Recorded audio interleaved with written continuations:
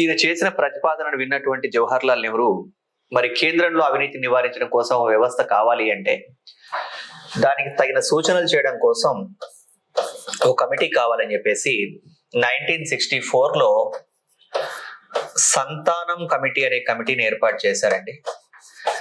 సంతానం కమిటీ ఏర్పాటు చేస్తే ఈ సంతానం కమిటీ అనేటువంటిది అంటే సెంట్రల్ లో అవినీతి నివారించడం కోసం ఎలాంటి వ్యవస్థ ఉంటే బాగుంటుందో సూచించమని ఒక కమిటీని అపాయింట్ చేశారు 1964లో.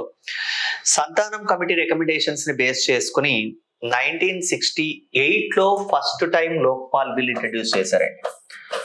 1968లో లోక్పాల్ బిల్లు పార్లమెంట్ లో మొదటిసారి ప్రవేశపెట్టారు, ఫస్ట్ టైం. ఇక్కడ గమనించండి,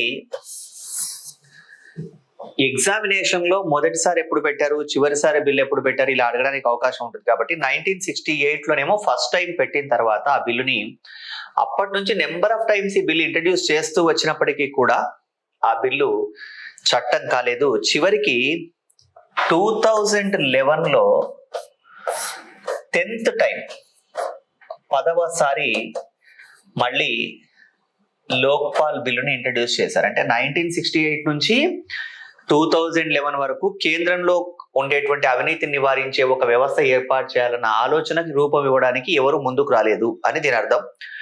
2011లో బిల్లు ఇంట్రడ్యూస్ చేశారండి.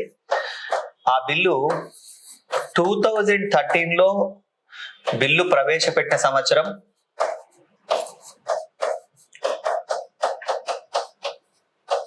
2011, బిల్లు ఆమోదం పొందింది 2013లో ఆమోదం పొందిందండి.